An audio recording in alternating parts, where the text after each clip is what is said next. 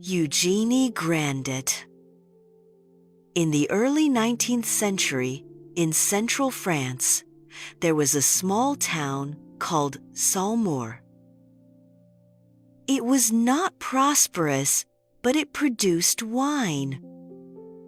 And it also produced a certain kind of people, those who believed only in money for their entire lives. Monsieur Grandet was the most successful among them. He made his fortune by speculating on land during the Revolution. By hoarding grain and exploiting tenant farmers, slowly locking his wealth into cellars and iron chests.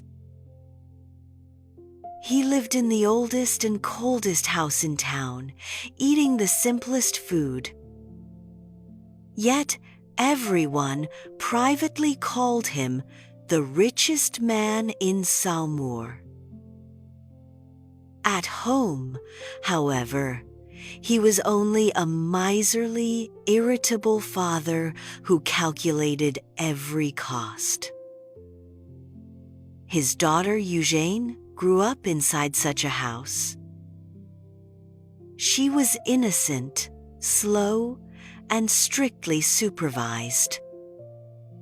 Even a single candle or an extra piece of sugar required her father's permission.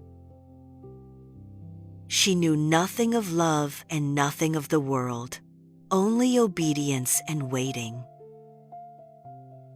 The story truly began on Eugenie's birthday. That night, the Grandet household lit more candles than usual.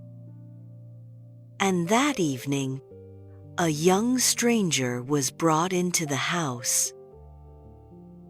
He wore refined Parisian clothes. He spoke with the lightness and confidence of the capital. His name was Charles Grandet. Charles was the son of Monsieur Grandet's brother. And it was his first time in Saumur. On the surface, this was a family visit. But what Grandet truly cared about was never family. Before Charles arrived, Grandet had already received a letter.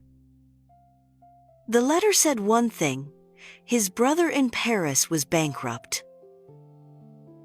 Not only bankrupt, but deeply in debt, and had taken his own life.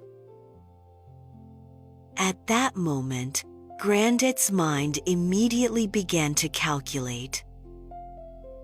His brother was dead. The debts remained.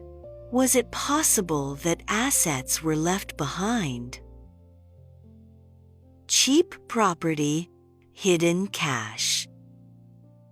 Or perhaps some remaining value. That was why he welcomed Charles with unusual warmth. But soon, the truth was revealed.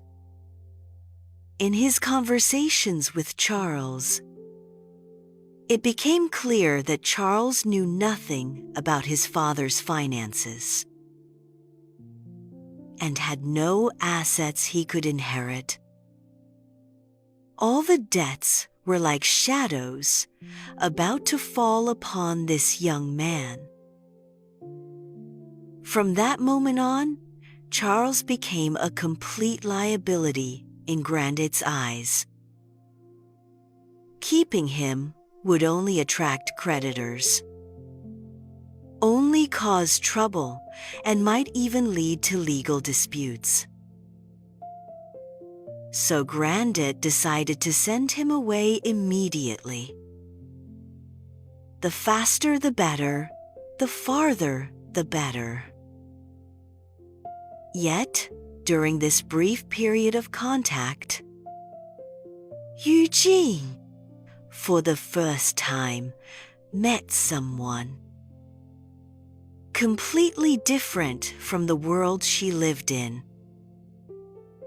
Charles spoke of Paris, of balls, of freedom, of the future. He was fragile and anxious, yet still possessed a kind of sincerity.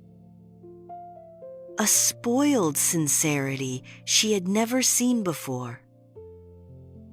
Eugenie fell in love with him, not with passion, but with a desire to protect. On the night before, Charles was sent overseas to make his living. Eugenie did something that changed her life. She gave Charles the gold coins her mother had left her as a dowry. She gave them all to Charles. It was not money for escape, but a silent and resolute trust. She hoped that one day Charles would return and take her away. Grandet discovered this, but he did not take the gold back. That money did not belong to him under the law. To reclaim it would mean acknowledging family property disputes. It would mean possible external scrutiny and cost. By comparison, sending Charles away immediately and cutting ties completely with this liability was the lowest cost and most rational choice. So he quickly arranged a ship and sent Charles overseas. In Grandet's world, feelings did not matter, blood ties did not matter. Only accounts mattered, and they had to be perfectly clear. Charles left, and Eugenie began a long wait. She refused all proposals in the cold, old house, guarding that unfulfilled love. Time passed. Grandet grew older and more withdrawn. Until one day, he died in a house piled with money. Eugenie inherited all of his wealth. Many years later, Charles returned. He had indeed succeeded, making a fortune in colonial trade. He entered high society and learned calculation, coldness, and precision. He was no longer the young man who needed to be saved. He had already turned love into an asset that could be traded. When Eugenie stood before him, he chose a more profitable marriage. At that moment, Eugenie finally understood. That money can change fate, and it can also corrupt the soul. Eugenie became one of the wealthiest people in Saumur.